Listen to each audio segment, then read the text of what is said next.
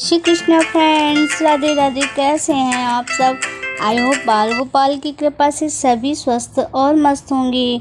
तो फ्रेंड्स, कल मैंने 8वें ज्योतिर्लिंग त्र्यंबकेश्वर की कहानी सुनाई थी और मैं इसके पहले बाबा बैद्यनाथ की सुना चुकी हूँ, क्योंकि 9वां नंबर बाबा बैद्यनाथ जी का आता है।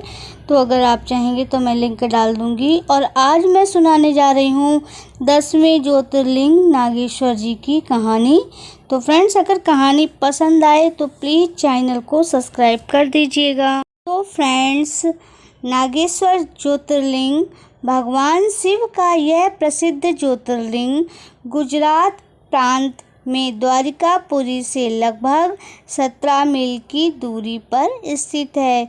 इस पवित्र ज्योतिर्लिंग के दर्शन की शास्त्रों में बड़ी महिमा बताई गई है। कहा गया है, जो भी श्रद्धापूर्वक इस उत्पत्ति और महत्व की कथा सुनेगा, वह सारे पापों से छूटकर और सारे समस्त सुखों को भोग करता है और अंत में भगवान शिव के परम पवित्र दिव्य धाम को प्राप्त होगा। तो इस ज्योतिर्लिंग की कथा कुछ इस प्रकार से है। तो फ्रेंड्स, इस ज्योतिर्लिंग नामक एक बड़ा धर्मात्मा और सदाचारी वैश्य था। वह भगवान शिव का अनन्य भक्त था। वह निरंतर उनकी आराधना और पूजन ध्यान में लीन रहता था।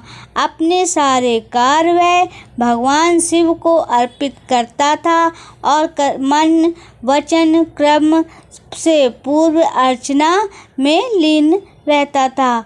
उसकी इस शिव भक्ति से दारुक नाम का एक राक्षस बहुत ही क्रोधित रहता था। उसे भगवान शिव की यह पूजन किसी भी प्रकार से अच्छी नहीं लगती थी। वह निरंतर इस बात का प्रयत्न किया करता था कि उस प्रिया की पूजा अर्चना में कैसे विघ्न पहुंचा सके। एक बार सुप्रिया नौका पर आक्रमण कर दिया और उसने नौका पर सवार सभी यात्रियों को पकड़कर अपनी राजधानी में ले जाकर के कैद कर लिया। सुप्रिया कारागार में भी अपने नित्य नियम के अनुसार भगवान शिव की पूजन आराधना करने लगा। अन्य बंदियों को भी वह शिव भक्ति की प्रेरणा देने लगा। दारुक ने जब अपने सेवकों द्वारा उसे यह समाचार पता चला तो दारुक अत्यंत क्रोध में आकर उस कारागार में पहुंचा और सुप्रिया उस समय भगवान शिव के चरणों में ध्यान लगाए हुए दोनों आंखें बंद किए हुए बैठा था।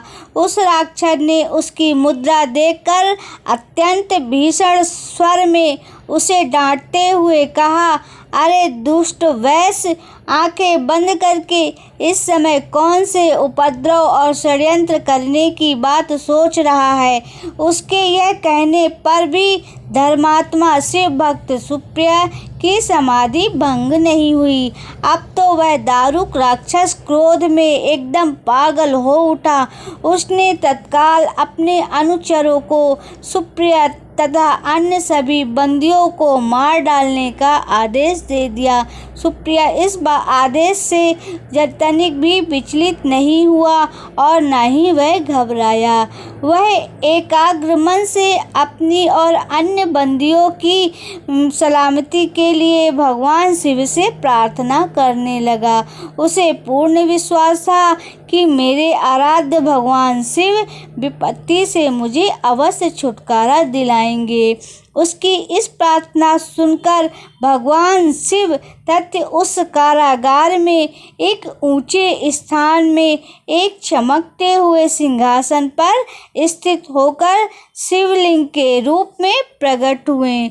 उन्होंने इस प्रकार सुप्रिया को दर्शन देकर उसे अपना पशुपत अस्त्र भी प्रदान किया। इस अस्त्र से दारुक राक्षस तथा उसके अन्य सहायकों का वध करके सुप्रिया शिवधाम को चला गया। भगवान शिव के आदेशानुसार ही इस ज्योतिर्लिंग का नाम नागेश्वर पड़ा। तो फ्रेंड्स, ये थी 10 ज्योतिर्लिंग नागेश्वर जी की कहानी।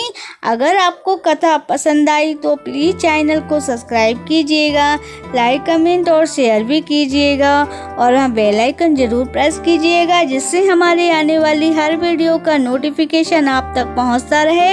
अपना बहुत ख्याल रखिएगा। हम फिर से मिलेंगे एक नई वीडियो के साथ। जय श्री कृष्णा, राधे राधे।